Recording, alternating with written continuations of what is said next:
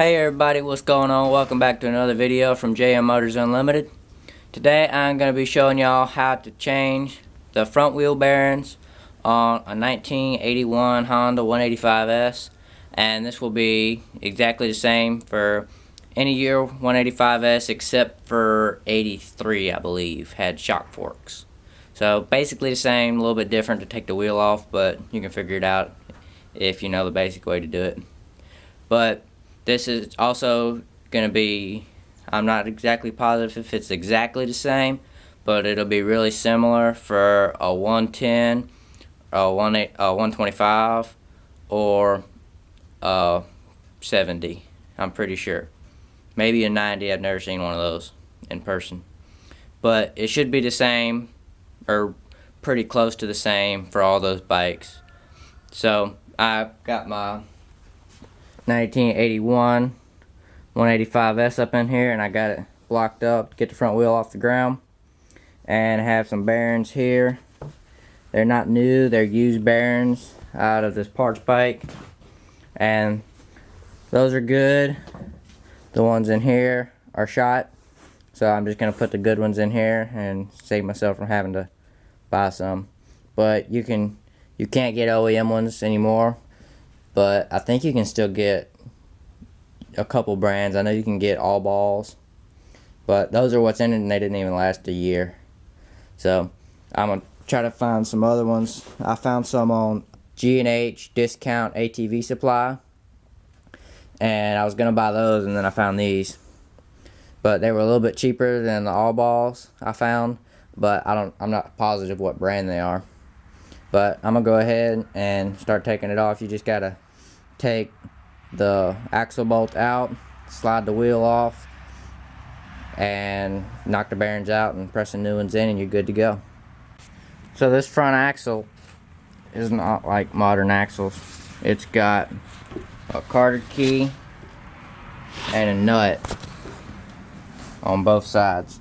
So you just need something to bend that Carter key around, and then pop the Carter key out. It's got dirt and stuff on it, but just pop the Carter key out, and then the nut will come right off. But if it's a bike you just got, or it's been a while since this has been done, which this one got done about a year ago, but it's a good idea to soak these nuts in PB Blaster, and that'll help them not be rusted and break off or strip out or end up having to cut them or something. So that's usually what I do. I didn't do it now because I know it's only been like 6 or 8 months since they were done. So this is a little tool I made to get Carter keys out. You just bend the little ends of the Carter key around straight. You can see it right there, maybe. You just bend it around straight, and then you take your hammer and you tap this into the eye of the Carter key, and then you tap on the end down here, and it'll just slide the Carter key right out.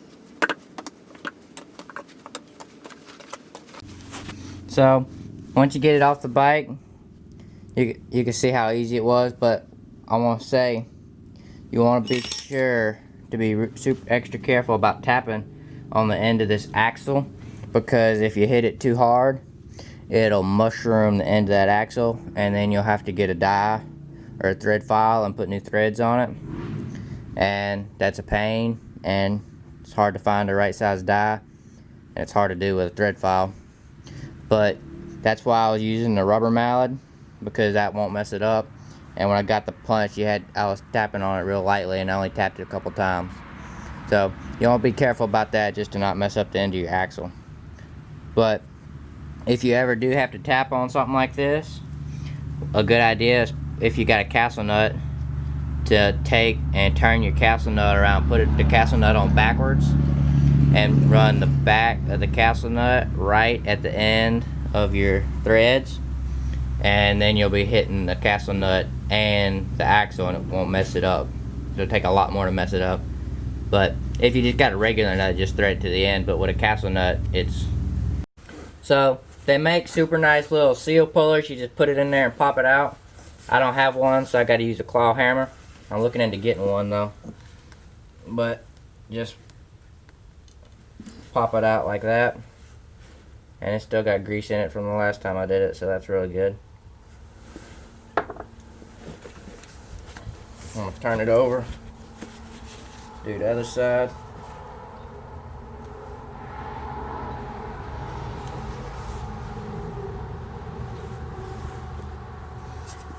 Then you're ready to take the bearing out. So what you can use a long punch and reach all the way through it and knock the one on the other side out, and then do the one on this side.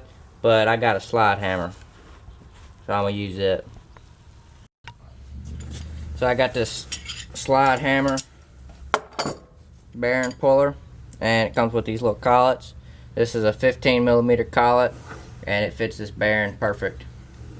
So I'll show you how to use this. Mine's a Tusk brand. I found it online. I think it was like $60 for the set. It came with like 8 collets or something. But you just take and put this collet in here, and it takes a 19mm wrench on top and a 17 on the bottom. You just tighten it up.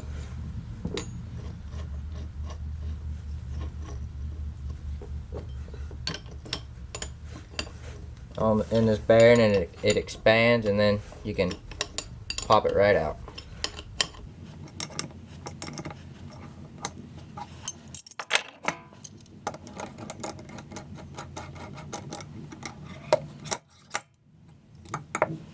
And there it is.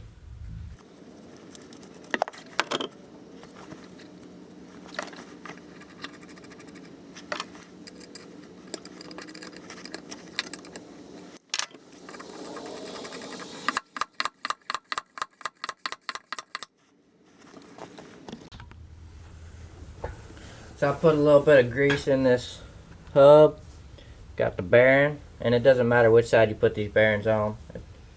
It's the same, but these bearings are really tight. I was surprised when I took them out. These actually have metal seals in them.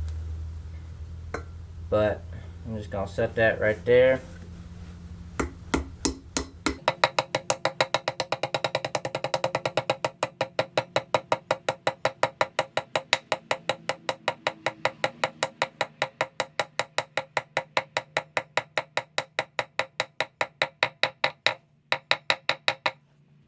Y'all be careful not to tap on the bearing too hard, because it'll mess it up.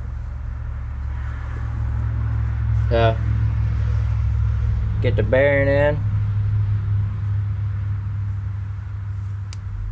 I'm going to put a little grease on top of it for the seal. That's because when you put your seal in, you want to always grease this area that's going to be rubbing against it to keep it from tearing or ripping or something, because they are rubber. Most of them have metal in them, but the outside that actually seals is rubber. So you don't want to tear it or rip it or anything. Plus the grease will help it seal.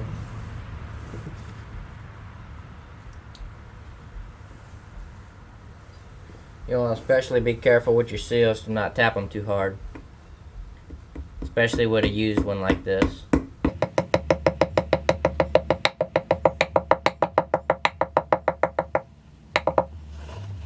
And that's one side in.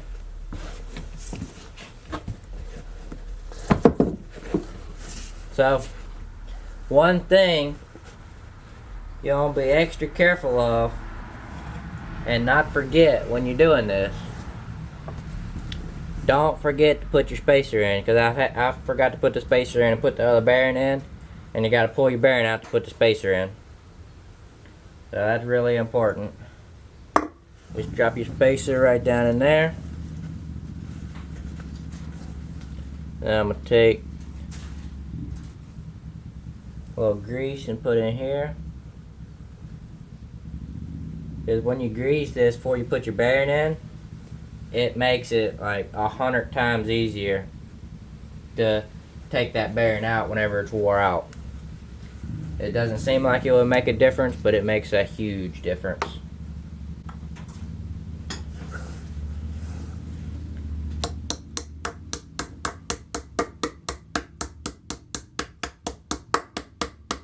And you can hear it whenever the bearing stops going in and when it hits the little machine stopping there.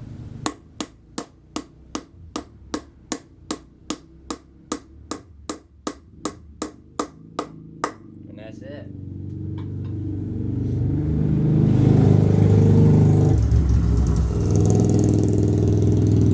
That's my brother riding around on his 400EX like a moron when I'm trying to make a video, so ignore him.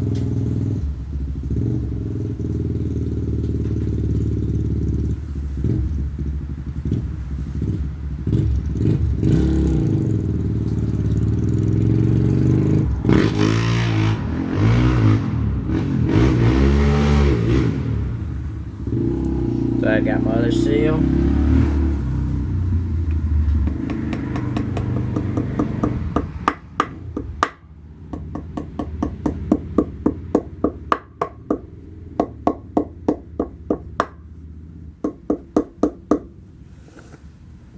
And that's this pair of 185 front wheel bearings. So I'm gonna go ahead and put this back on the bike, and I'll show that. It's super easy, and that'll be it. That's the whole job. So it's super easy. I haven't been out here but like 30 minutes, and it takes longer making a video than doing it in real life. So I'm gonna prop the camera up and higher so you can see, and I'm gonna put it back on the bike.